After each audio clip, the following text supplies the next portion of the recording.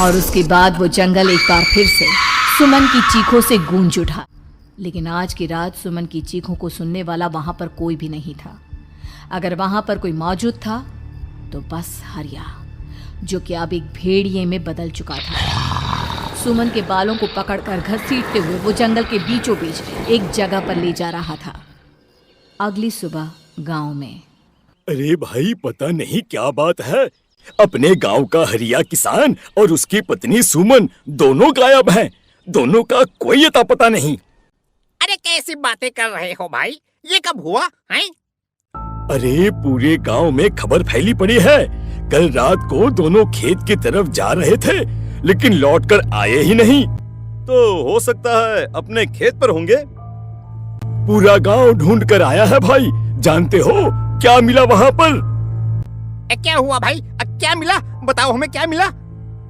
अरे हरिया की पत्नी सुमन के कपड़े पड़े हुए थे।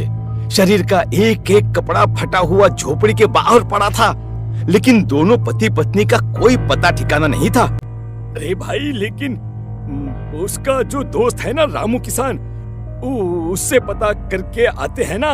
अब तक तो दोनों साथ ही खेत पर जाया करते थे।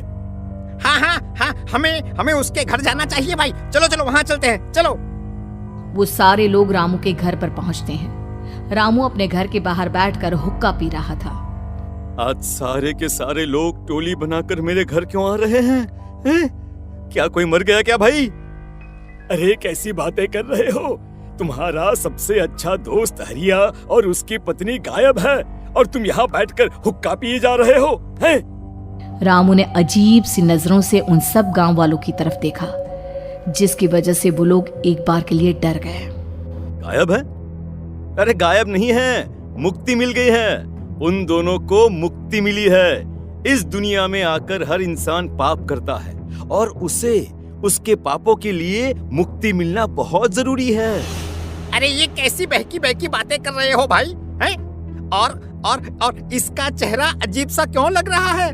लगता है दोस्त के मरने का गम बैठ गया है। पागल हो गया है शायद ये पागल। ये बात सुनते ही रामू चीख कर जोर से चिल्लाते हुए कहता है, पागल मैं नहीं हूँ, पागल तुम सब हो। और ये शैतानी जंगल अब तुम में से किसी को नहीं छोड़ने वाला, सबको खा जाएगा। याद रखना मेरी बात। शैतानी जंगल? कैसा शैतानी जंगल? लगता है रामू पागल हो चुका है। हमें यहाँ से चलना चाहिए भाई। चलो। तभी रामू की पत्नी बाहर आती है। नहीं, आप लोग इनकी बात का बुरा मत मानिए। 2 दिन पहले हरिया के साथ खेत पर गए थे। जब से वहाँ से आए हैं तब से ऐसी ही बातें कर रहे हैं। भगवान जाने ऐसा क्या देख लिया उन्होंने, खेत में कुछ भी बड़बड़ाते रहते हैं। लेकिन गांव के लोगों ने कमला की कोई बात नहीं सुनी और वो सब वहां से चले गए।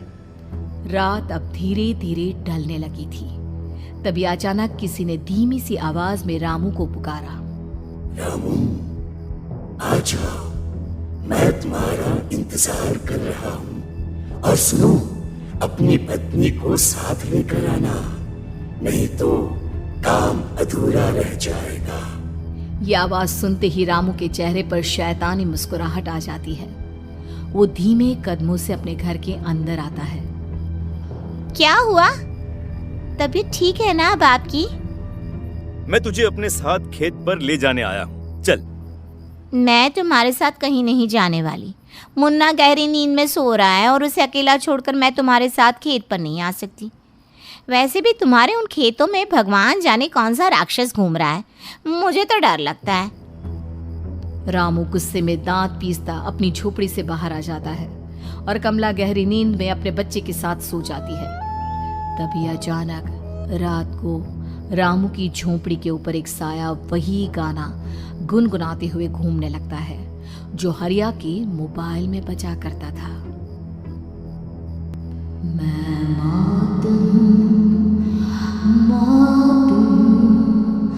मौत जो पसरी है चारों ओर, जो आएगी कहीं से भी निगल जाएगी सबको। मैं मौत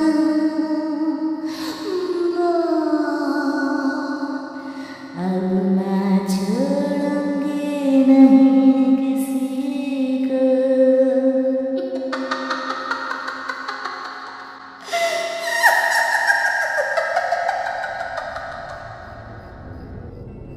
ये आवाज सुनकर रामू की पत्नी कमला की आंख खुलती है और वो देखती है कि उसका मुन्ना अपनी जगह से गायब था। कमला चीखते हुए बाहर दौड़ कर आती है। वहां पर उसने देखा कि रामू ने अपने बच्चे को झोपड़ी के बाहर एक पेड़ से उल्टा लटकाया हुआ था और उसका बच्चा चीख चीख कर रो रहा था।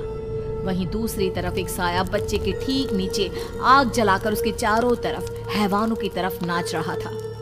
छोड़ दो मेरे बच्चे को। अरे क्या कर रहे हो तुम? शर्म नहीं आती तुम्हें अपने ही बच्चे को इस तरह मौत के हवाले करते हुए? अपना बच्चा?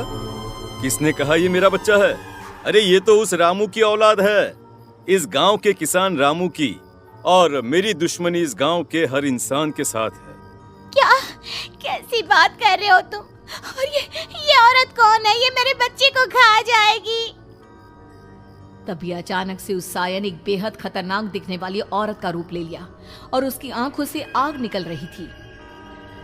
सही पहचाना तूने, मैं तेरे बच्चे को खा जाऊंगी।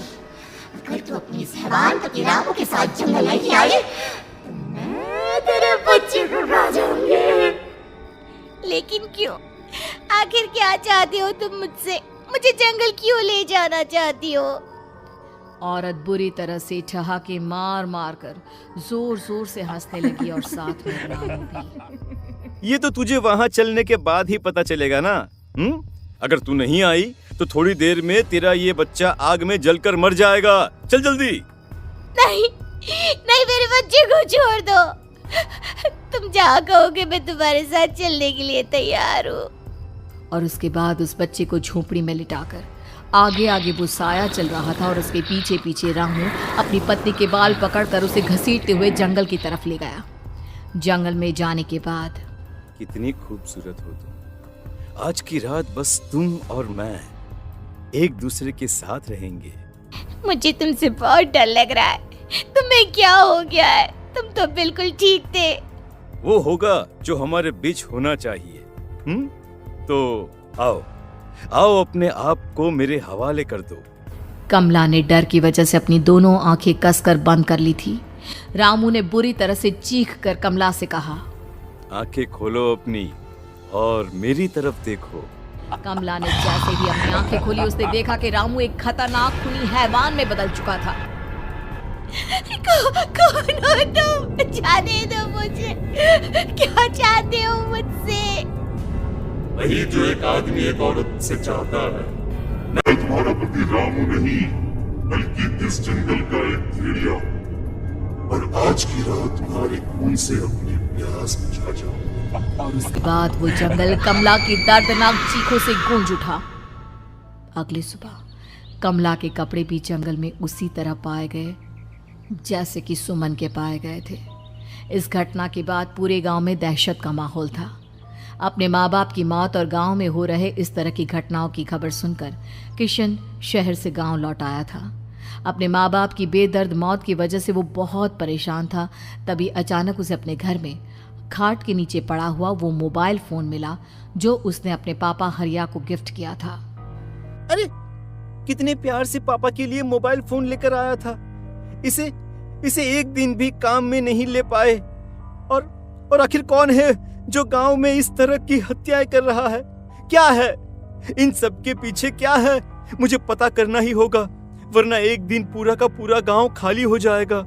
इस गांव में एक भी जिंदा इंसान नहीं बचेगा।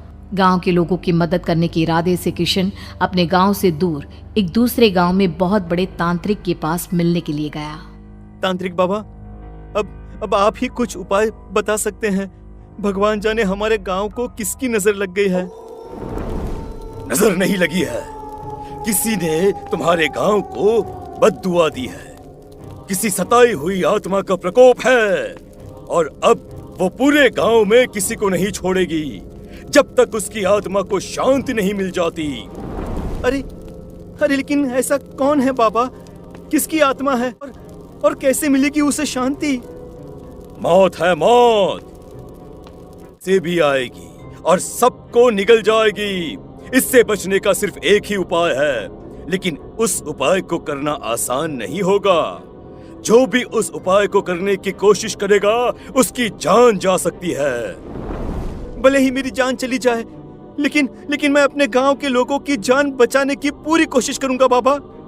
तो ठीक है, फिर अगली अमावस की रात जैसा मैं कहता हूँ वैसा ही करना। अमावस की रात तांत्रिक के बताए अनुसार किशन अपने साथ केरोसिन लेकर जंगल की तरफ चल पड़ा। उसके हाथ में देवी के मंदिर का सिंदूर भी था। किशन जंगल के बीचों बीच पहुंचा। ये देखकर उसकी आंखें फटी की फटी रह गई। वहां एक उबलते पानी का तालाब था और कई लोगों की लाश लटक रही थी। किशन की माँ बाप की लाश भी वहीं थी। माँ, बापू, क्या हो गया? ये क्या हो गया? तभी वहां पर एक औरत और आदमी आते हैं। उन्हें देखकर किशन चौंक जाता है। गोपाल काका, आपकी तो 5 साल पहले मौत हो गई थी। और निर्मला काकी, आप? मौत तो हो गई थी, लेकिन तुम ये नहीं जानते कि हमारी मौत कैसे हुई थी। क्या कहना चाहते हैं आप? कुछ नहीं, बस ये जान लो कि अब इस गांव में कोई जिंदा नहीं बचेगा। लेकिन क्यों काकी? क्योंकि 5 साल पहले इन गांव वालों ने मुझे डायन बताकर पत्थर मार मार के मार डाला। मेरी कोई गलती नहीं थी। गांव का एक बच्चा क्या लापता हुआ, सारा इल्जाम मेरी पत्नी पे डाल दिया। और जब मैंने निर्मला की जान बचाने की कोशिश की तो मुझे भी मार डाला। आपके साथ ये बहुत गलत हुआ काकी, लेकिन आप जो कर रहे हैं वो भी सही नहीं है ना? तुम यहाँ से चले जाओ वरना तुम भी नहीं बचोगे। हमारी आत्मा पिछले 5 साल से मुक्ति के लिए भटक रही है। चले जाओ यहाँ से। मौका देखकर किशन सिंदूर उन दोनों के ऊपर डाल देता है। उनका शरीर जलने लगता है और वो भयानक तरीके से चिल्लाने लगते हैं। अगले ही पल किशन उनके ऊपर केरोसिन डाल देता है और वो दोनों जल जाते हैं। किशन अपने माँ बाप और दूसरी लाशों का अंतिम संस्कार करवाता है और अपने घर लौट आता है। लेकिन वो अभी भी इस बात से अनजान है कि मोबाइल अभी भी बज रहा था। मैं मौत हूँ।